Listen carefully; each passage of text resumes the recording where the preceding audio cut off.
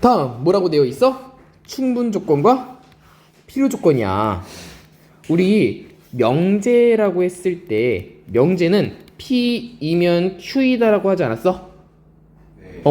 P를 우리가 가정이라고 했고 Q는 결과라고 했어. 결론이라고 해도 되고 결과라고 해도 되고 상관없어. 근데 얘가 지금 화살표가 몇 개야? 한 개야. 근데 얘가 참이라면 이제부터 화살표가 두 개가 된다라고 생각하면 돼. 그럼 얘는 무조건 참이야 거짓이야?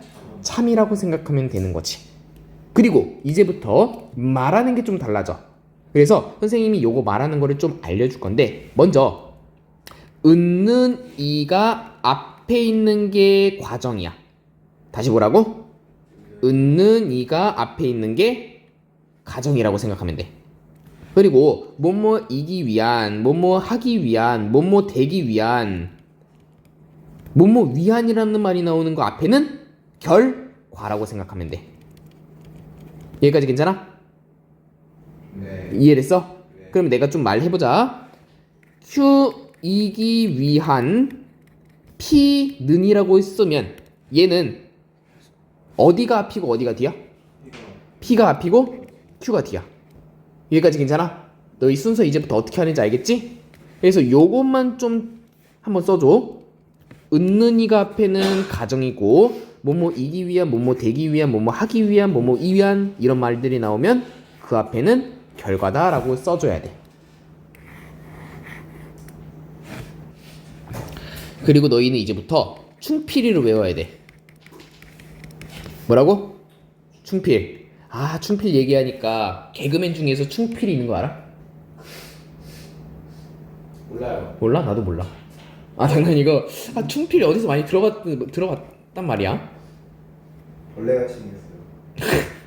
일단 충필 순서를 좀 외워주고, 가는 건 항상 충이야. 다시 뭐라고? 가는 건 항상 충이야. 오는 건 그럼 뭐겠어? 필이야. 그러면 왔다리 갔다리는 뭐가 되겠어? 충필이라고 하면 안 돼. 얘는 필요충분이라고 해야 돼.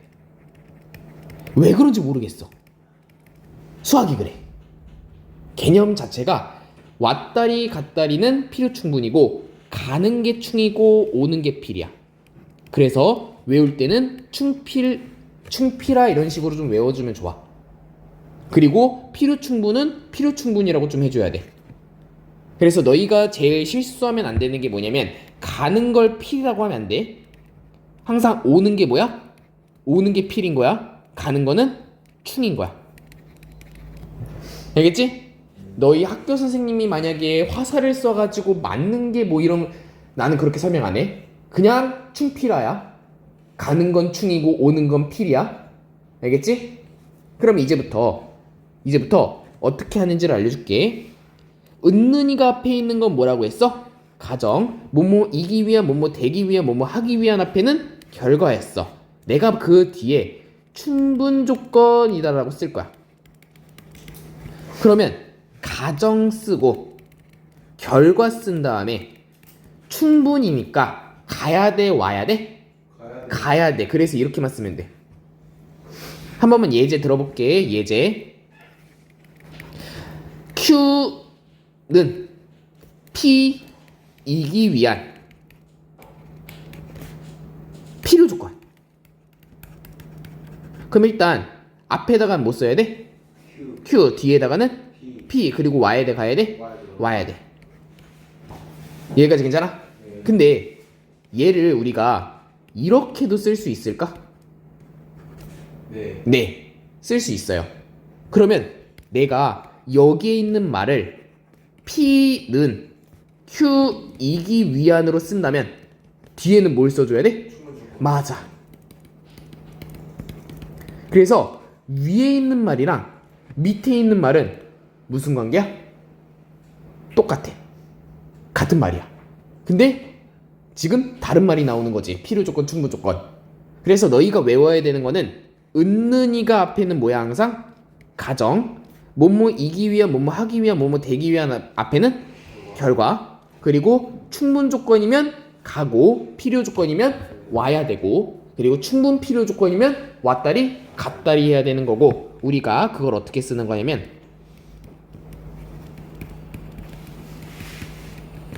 필요 충분 조건이다. 필요 충분 조건.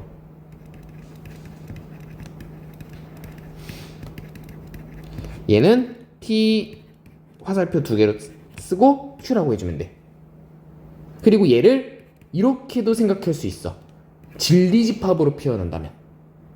내 말이 이해됐지? 한마디로 잘 들어봐. P이면 Q이다가의 참이다 라고 되어 있을 때 얘는 집합으로 표현한다면 진리집합으로 표현한다면 이렇게 되는 거잖아.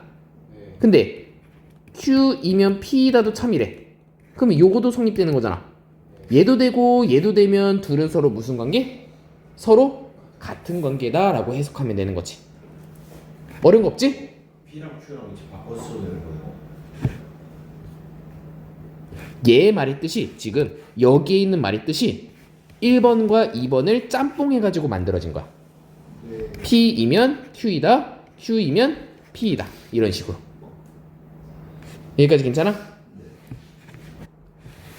두 조건 PQ에 대한 진리집합을 라지 P, 라지 Q라고 했을 때 P가 Q의 부분집합이면 P는 Q이기 위한 충분 조건이 되거나 또는 Q는 P이기 위한 필요 조건.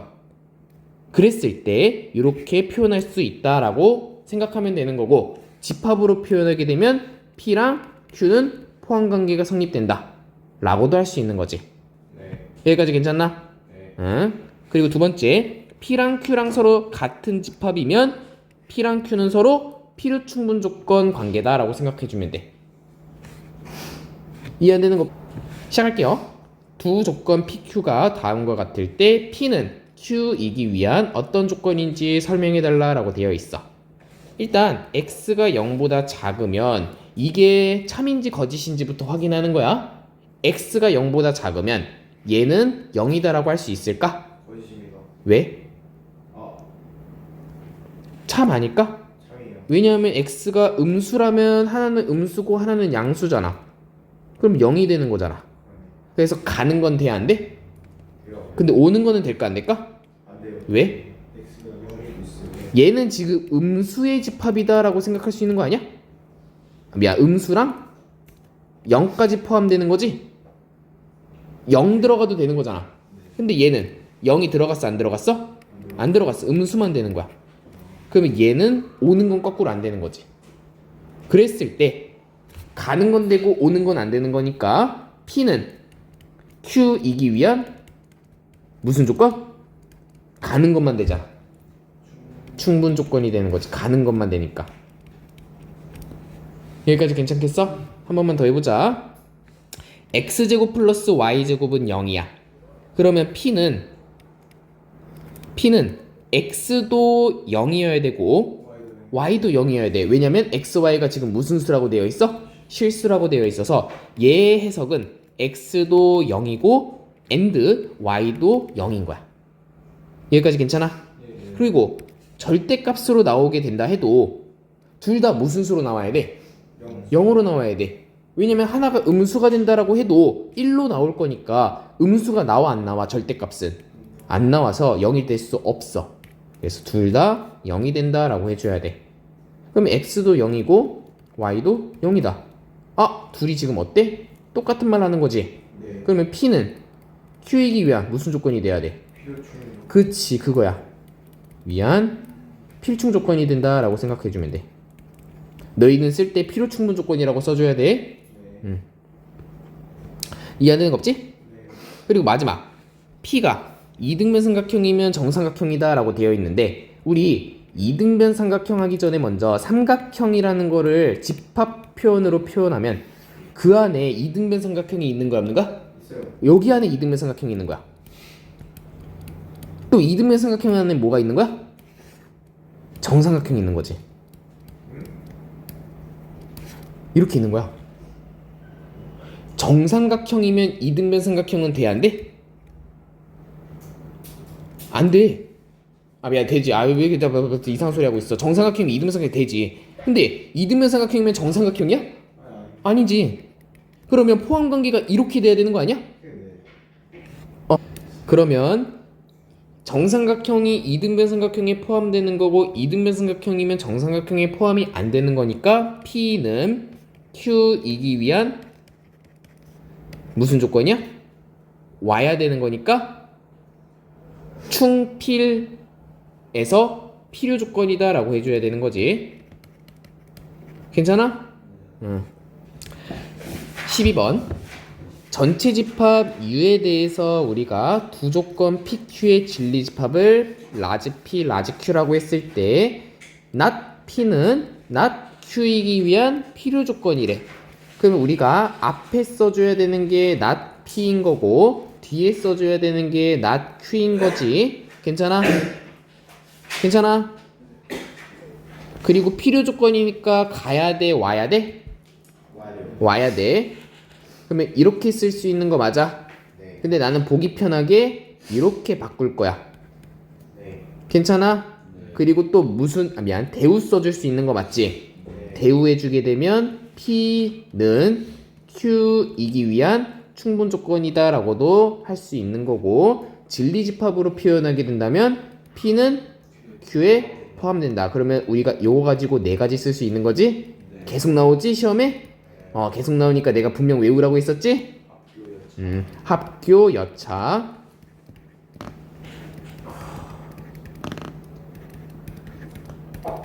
그래서 합집합은 큰 거, 교집합은 작은 거.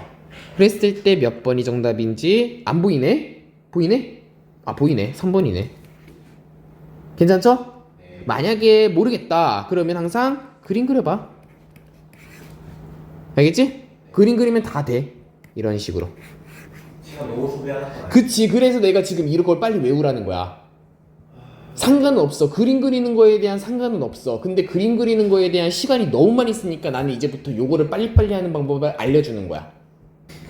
13번 부조건 P랑 Q에 대해서 P가 Q이기 위한 충분 조건이래. 그럼 우리가 P, Q 써주고 충분 조건이니까 가야 돼, 와야 돼? 가야 되는 거지. 그러면 P가 Q에 포함돼야 되는 거 맞아? 네. 그러면 우리가 P를 먼저 수직선상에 표현할 거야. 그러면 마이너스 2랑 5가 이렇게 써줘야 되는 거 맞지?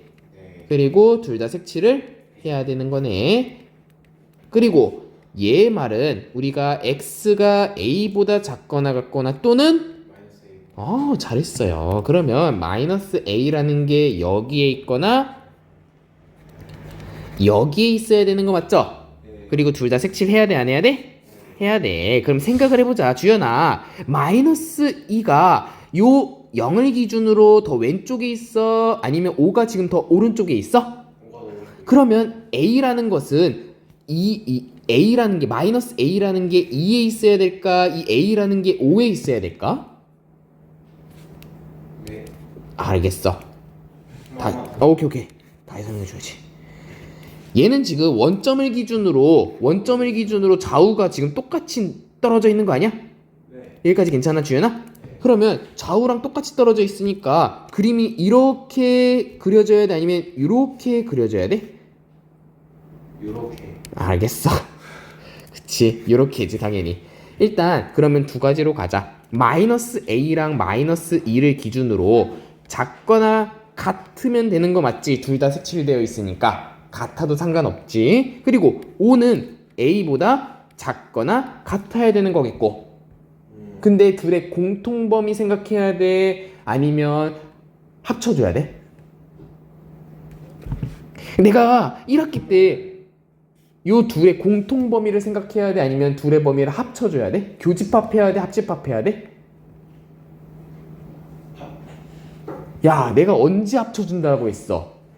절대값에 대해서 처음에 범위를 나누고 시작하면 합쳐주는 거고, 아니면 교집합해 주기로 했잖아. 이해됐어? 이해된 거 맞는지 모르겠다잉? 그럼 이렇게 두 개 중에서 공통 부분은 2랑 5에 대해서 둘 다 크거나 같은 건데 공통 범위는 5보다 크거나 같은 거잖아. 그럼 정답이 뭐가 되겠어? 5보다 크거나 같다라고 해줘야 되겠지. 내 말 이해됐어? 네. 안 된 거 같은데? 네. 알겠어?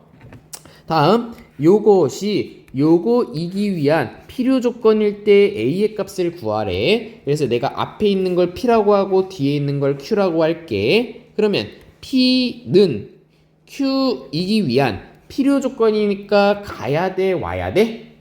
와야 돼. 그러면 우리가 Q는 P이기 위한 필요 조건이다, 미안, 충분 조건이다 라고 얘기해도 돼? 네. 그러면 우리가 Q를 쓸 건데 Q를 쓰는데 요렇게 있잖아, 그치? 아 근데 다 써야 되겠네. 쓰기 싫은데.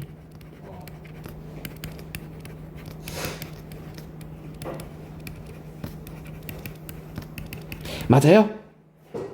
그럼 요거에 대우도 생각할 수 있는 거지. 네. 대우는 얘 자리 바꾸고 둘 다 부정의 주기로 하는 거잖아. 그럼 x 플러스 3이라는 게 0이면 그렇지 그러면 얘가 0인 거니까 x가 마이너스 3이 지금 진리집합으로 표현되어 있는 거 맞지? 네. 오케이, 얘가 지금 진리집합이 마이너스 3인 거야. 그럼 마이너스 3을 여기다가 대입해도 돼야 안 돼?